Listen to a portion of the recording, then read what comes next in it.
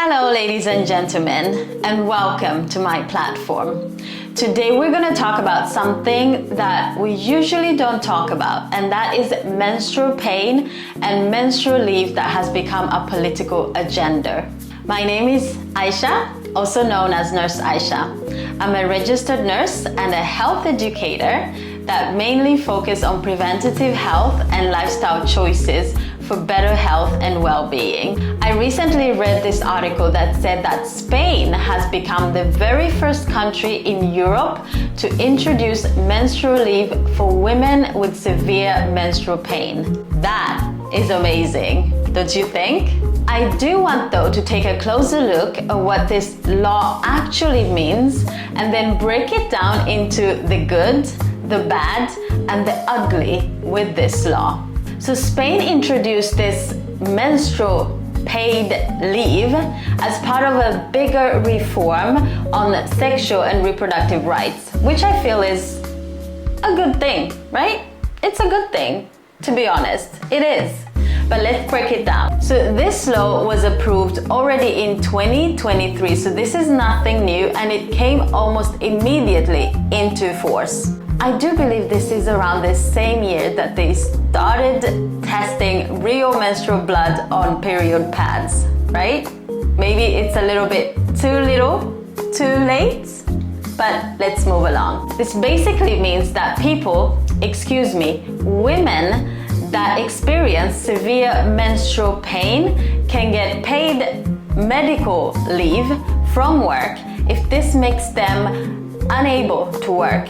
But to do that, you need a doctor to give you a medical report that allows you to take that time off. This leave will be paid by public social security and not the employer, which is basically win-win for the employer, I guess, and the person that needs to take that leave. So here's the good news.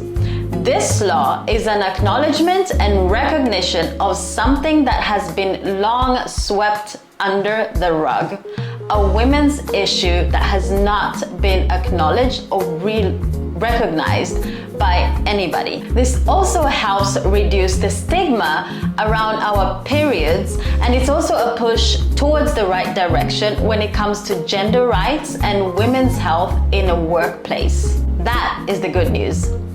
So here's the bad news about this law, because everything cannot be just good. There's a negative side to this law.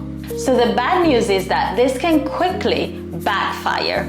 It can increase stigma for women that are already in employment or women that are going to be hired. If your employer finds out that you suffer from severe menstrual periods, then that could be an issue. This is how it can backfire, right? Now, let me paint you a picture of a young woman in corporate or maybe an aspiring lawyer. Let's assume that this young woman has a regular period, but she also has severe menstrual pain. She has the law on her side, but socially, this is going to be a problem. So even though she has the law on her side, she has a doctor's certification and a diagnosis that she suffers from severe menstrual pain. This is going to limit her to climb the employment ladder, especially if she has 5 young men ready to take her place. This is how this can backfire. It can be really difficult for a young woman to actually take this paid menstrual leave. This could lead for her to ignore that and suffer in silence.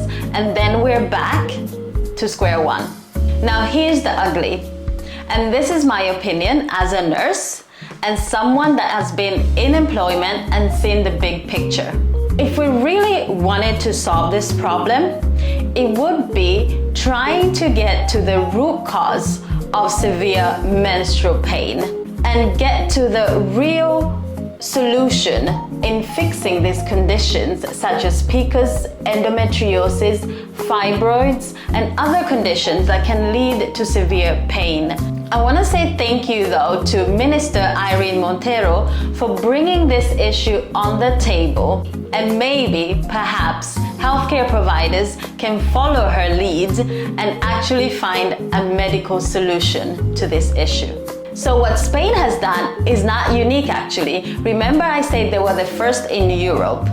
There are other countries outside of Europe that have had this legislation for decades. Countries like Japan, South Korea, Indonesia, Taiwan, and also Zambia in Africa. Also recently, Kenya had something similar on the table. So the issue that I found out when I was doing research for this video and on this topic is that the usage of this legislation is very low. Many women do not know about the legislation, and others are uncomfortable about sharing this very sensitive information with their employer. Many believe that they might get affected negatively if they give this information out or if they take this leave. Why is menstrual leave important? Having a law in place is important on so many levels. When policies exist, awareness grows, but changing attitudes is just as important. Now the question is, how do we change these attitudes when so many of us women have long been told to accept this pain and just don't talk about, don't say anything, just push through it? We have been taught to ignore our pain and suffer in silence. Menstrual pain can be intense, and for many women, it's even crippling. Allowing menstrual leave is not special treatment. It's fairness, but it's not enough.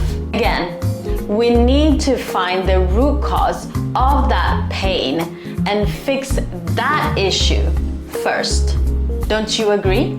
Even though this law cannot remove the stigma and shame overnight, it's still a start. What Spain has done, according to me, it has started the conversation that needs to keep moving. We need to talk more about this, and maybe other countries can also approve this law.